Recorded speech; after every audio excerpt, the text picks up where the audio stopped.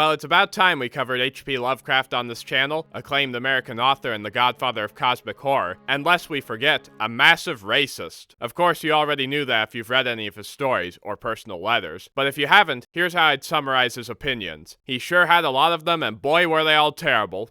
Chopped tomatoes with Italian herbs? No, thank you. But his short stories have been highly influential, inspiring countless movies, songs, comics, Funko Pops, and plenty of games. In fact, there's a good chance you've played at least one game with Lovecraftian elements in it. Amnesia is an obvious example, but there's also Darkest Dungeon, The Witcher, Bloodborne, and of course, Counter-Strike 2. But while there are countless games inspired by the Cthulhu mythos of H.P. Lovecraft, there aren't many direct adaptations of his work. The only one that springs to mind is Dagon, which is about as direct adaptations go, in that it's barely a game and more an animated picture book. Hey, I'm not knocking it. It was my entry point into Lovecraft, inspiring me to finally order the complete fiction off Amazon, sit my ass down on the couch, and do something that may be a foreign concept to you Gen Alpha kids. And that is reading. I had some homework to do for today's game, which, going in, I knew next to nothing about, other than that it got mixed reviews and has a similar title to the short story and tabletop game. So, I read The Call of Cthulhu and watched the 2005 silent film, fully expecting the game to also be an adaptation of the short story. And now that I've played it, I can state with utmost confidence that it has absolutely nothing to do with the short story. There's no Professor Angel, no Inspector Legrasse, and most disappointing of all, Cthulhu does not get rammed by a steamboat at the end. Instead, the game follows Edward Pierce, who's essentially an amalgamation of every Lovecraft protagonist.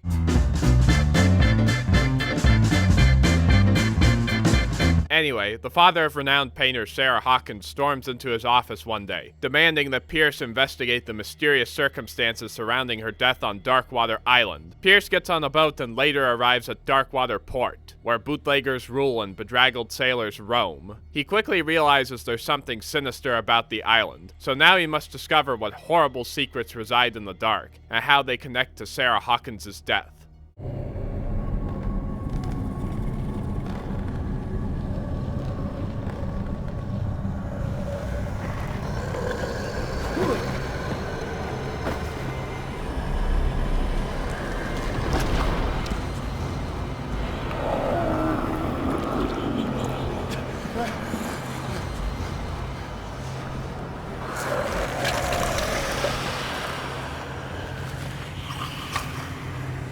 So Lovecraft-inspired games have had, let's be charitable and say, a rocky track record. With that in mind, I'm pleased to report that Call of Cthulhu reaches the tremendous heights of perfectly fine. One anticlimax. But really, that's what Call of Cthulhu is. A serviceable game with a decent story and, okay, some extremely undercooked RPG elements. The things it does poorly aren't worth getting angry about, likewise the things it does well aren't worth raving about. The story being a prime example. Now keep in mind, I'm coming at this as someone who's read a few Lovecraft stories. So to me, the story is little more than reheated leftovers. Well-written reheated leftovers, mind you, but reheated leftovers nonetheless. What I'm trying to say is, spoiling my verdict, I'd recommend Call of Cthulhu if you aren't familiar with Lovecraft stories. It's a good entry point, easing you into the mythos with an easy-to-follow mystery, haunting set pieces that waver between ethereal and apocalyptic, and surprisingly detailed world-building. The island of Darkwater is a downtrodden whaling town in the middle of nowhere, forgotten by time and slowly succumbing to the elements. It's dingy, grimy, and enveloped in a heavy fog. The crushing weight of its death march into oblivion is felt in every interaction with the locals. They dream of better times, drunkenly singing songs of a miraculous whale catch that saved their island from famine ages ago.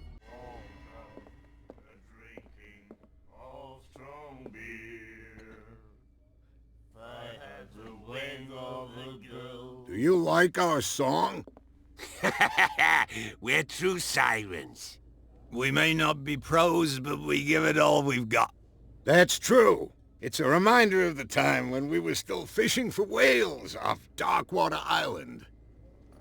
It's solid world building, and while I do maintain that some writers focus too much on world building at the cost of their narratives, this is a good example of why it's important. When integrated well, the background details enhance the story, and in turn make you want to engage with the world more. My ears would perk up as I'd hear one of the sailors mention something about a supposed miraculous catch and think, Let's look around and see if we can learn something about this miraculous catch everyone's talking about. Ironically, I'm focusing on the game's world building because, again, to someone like me, the story was fairly predictable. The most enjoyment I got out of it was keeping track of all the Lovecraft cliches in it. The main character is going insane? Check. A character is institutionalized or otherwise visits an asylum? Double check. Everyone's secretly part of a cult? Yep, another check. Hey, that's a bingo. It's also missing something that I feel is vital in a Lovecraft story, something horrifying that sticks with you long after you've finished it. But maybe that's a sign that Lovecraft's particular brand of horror works better on the page. Part of what makes his story so unsettling is how he uses the first-person perspective. It truly feels like you're reading the feverish thoughts of a person who's seen something horrific, something they're deathly afraid of even uttering. The narrator's forbidden knowledge is then passed on to you by the end, leaving you with the burden of whatever horrors they witnessed. Sadly, nothing in Call of Cthulhu came close to having that effect on me, and I chalked that up to the story leaning too heavily on worn-out Lovecraft cliches. But again, I imagine it will play differently for newcomers. Lovecraft fans, on the other hand, I'd recommend checking out Lust from Beyond instead. Now that's a game that leaves you properly unsettled when the credits roll. Cool, but what about the gameplay? Well, it's kind of all over the place. You do a little stealth thing, you shoot a gun at one point, and there are even some RPG elements thrown in for good measure in the form of upgradable stats. These unlock dialogue options and increase your chances of passing certain skill checks. That's it. There's no reason to experiment with different builds since you can unlock all 4 endings regardless of what stats you upgrade. Truthfully, it's about as perfunctory as RPG systems go, and I'm not sure why it was included other than having something else to slap on the box. There's also a sanity meter, because of course there is, which decreases when you're in the dark for too long or witness something spooky. So, you know, same as Amnesia. The one difference being that your sanity never recovers and also automatically goes down at certain parts in the story.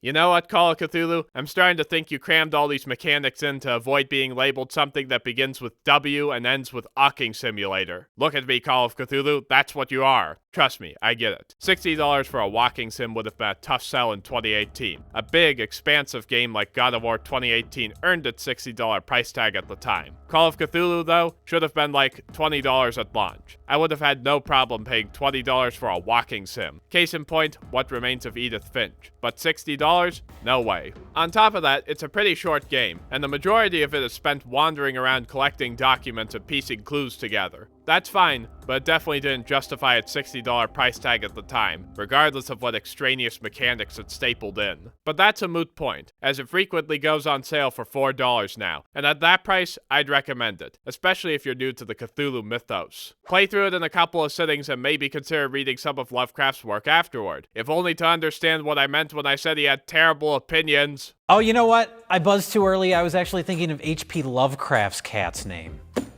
Was it Spot? No.